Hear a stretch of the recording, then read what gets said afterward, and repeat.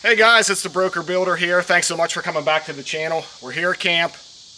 The weather's starting to break a little bit, but it's still going to be really hot today. So we're going to go ahead and start on these doors. Well, we've got some shade going on here.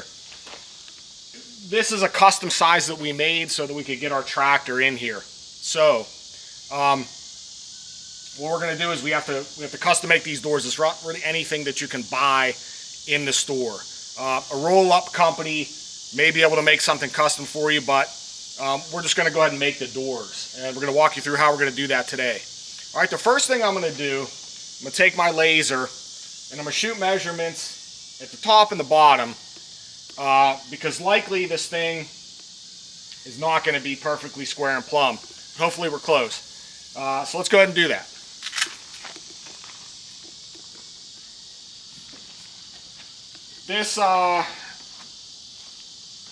This laser here is an awesome product. I'll put a link down in the description, but I use it all the time. If you're going to do this kind of work, it really is helpful to have it.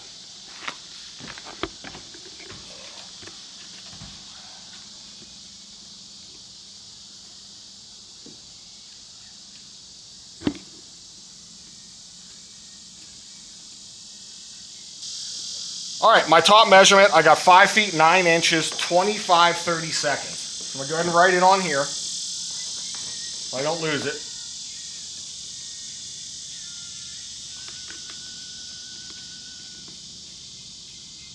All right. Going to shoot this here.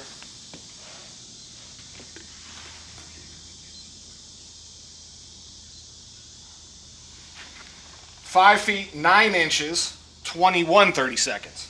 All right, so we did pretty good there. Now, we're going to have a door stop product on here so our door has something to hit into. We'll show you how we're going to do that. But for now, what I'm going to do is I'm going to subtract probably 3/16 off of each of these measurements so that if these doors could swell, they're likely going to move around. In Florida, it's very humid in any climate, really. But with all the humidity we have here and things, probably going to expand and contract a little bit. So I want to make sure that I don't get in a situation where my door is not going to close. Okay, so 5 foot 9 inches, 25 30 seconds, and I'm going to go ahead and subtract 3/16 off of that. An eighth or 3/16. I got to kind of look and see. Just kind of think about it, but either way, you want to leave enough room where you don't run into problems there. All right, so we're going to go ahead and get these things ripped on the track saw. Let's get to work. All right, guys, this is how we're going to make these things. I picked up 2 sheets of this T111, and it's a 3/4 product. And what our plan here is the front is going to have trim. It's the LP smartside trim. We're going to trim it out. And then the back, we're going to put 2x6. I'll probably rip that down a little bit too. I just got to see how much I have. It wouldn't matter. I mean, the 2x6 I think would be a little bit better. It's just going to make it heavier. But it'll hopefully flatten these things out and be good enough to be doors for this shed. All right, I got Mike Sr. here with me today. We're going to get her done. All right, everyone. I've got these little work tables I've been wanting to get for so long. I've been seeing them on Facebook for years, and I finally pulled the trigger on 2 of them. I think I got them at Costco for about 80 bucks a piece. You can't get them on Amazon, but I will put a link down there. But they hold about 300 pounds a piece, and they were awesome working on this project. So if you're looking for a good fold-up table that's just easy to operate, then this is going to be your one. Right here I'm putting my track together. I'm using the Makita, and it's been a great tool for me so far. I get a little deflection when I'm cutting really thick material, like 1.25 inches plus, but you know, I try to figure that out here. But in any case, this T111 product is a tongue and groove, and right now I'm just going to go ahead and zip the tongue off, and then I'll pull my measurements from that side.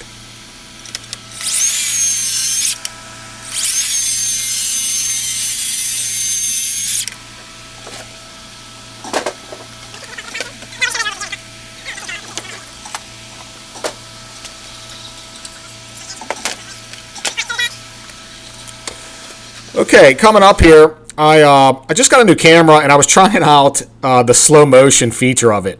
And this is going to be about 20 seconds that you guys are never going to get back, and I apologize you have to watch it, but I just wanted to see what it was like. So it's kind of cool for a little action shot there, but I do promise God will get me back later in this video for making you watch this, because you'll get to see me drop a crowbar on my head.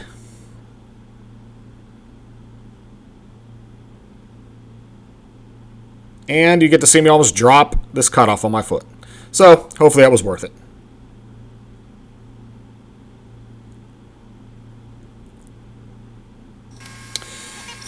Okay, right now I'm just pulling measurements for the actual height of the door, or length if you will.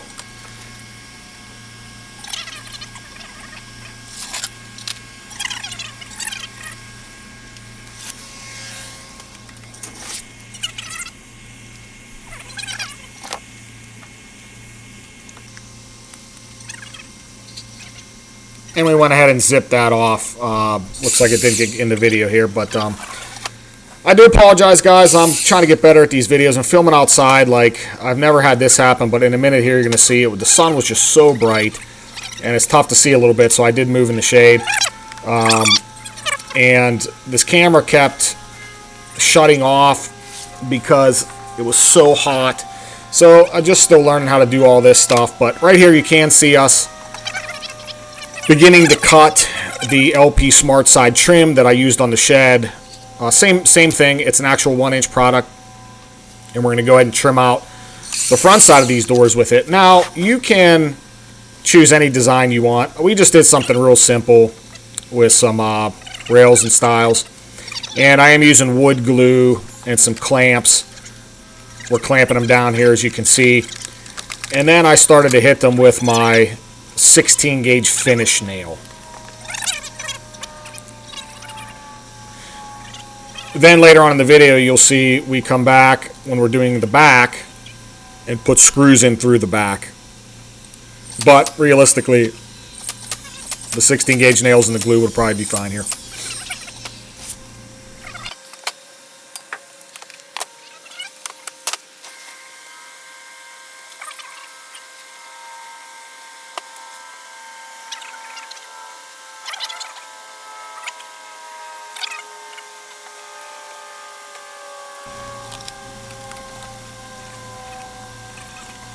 We chose to do a double rail on the bottom and the top because the hinges were pretty thick, and I could have got away with one less screw, but I figured we'll just go ahead and double them up, and that way you can use all the screw holes.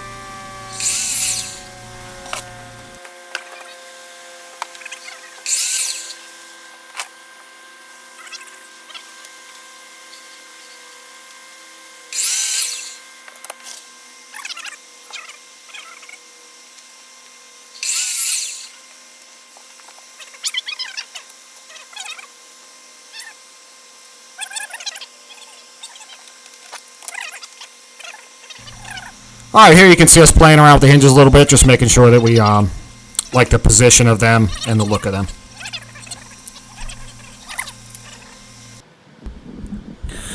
Alright, we moved into the shade here so that you guys can have a better look at all this.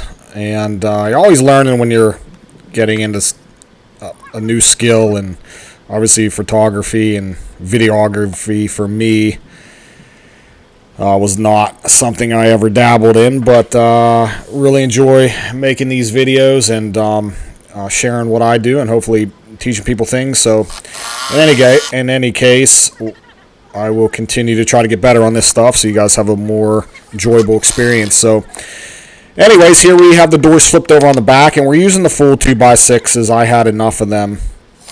These I had left over from another job as well, so we went ahead and just put full 2x6s on there. The doors, ended up being heavy, but manageable with 2 people, not too bad. So I'm driving in 3-inch screws here. And again, what you want is stability on these doors, number 1, but number 2, you got to flatten out this T111 because it just never comes flat. It is just bowed a little bit and whatnot, because it's meant to be sheathing on the outside of buildings.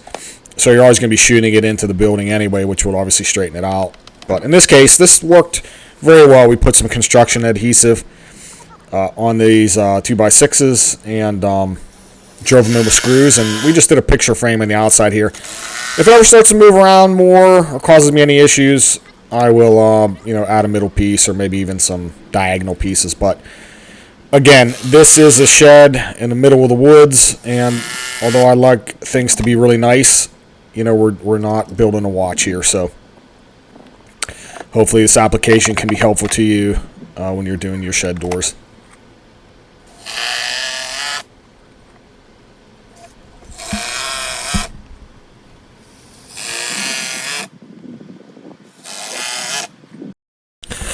Alright friends, here you can see us bringing over the second door. I did not record us installing the first door, but it actually went really smooth, which was great. Now, the second door is not going to go so smooth, as you will see. We're shimming some things up here and kind of trying to figure out why I'm super tight in the upper right corner. And the reality is I just didn't give myself enough room on the measurements, and I think you saw the text come in there at the beginning of the video that said it wasn't going to be enough, and if I had to do over, I would have gave it at least a 1/4 inch, if not 5/8 for the whole span. So we had to put the door back on the operating table. I went and got my track saw and took a little bit off. So we'll go ahead and bring her back out here in a second.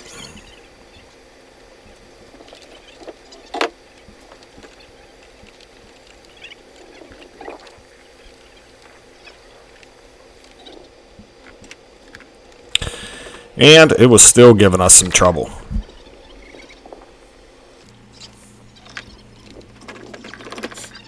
We were still really tight in the upper right hand corner. And so just trying some different things here and trying to get some leverage on it, trying to pry it a little bit.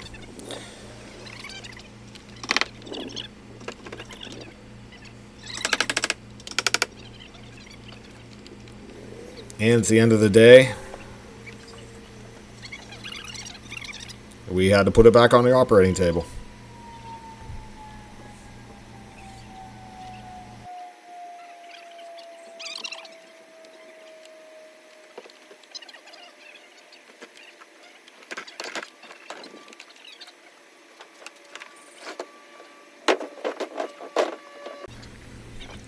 Alright, after some more operating, we're bringing the door back out here.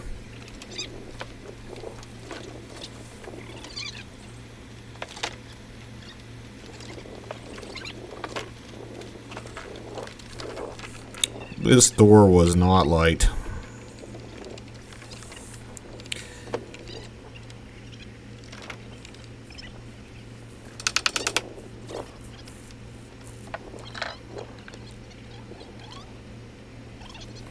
Our shim fell out underneath there, so we're just getting it back in there.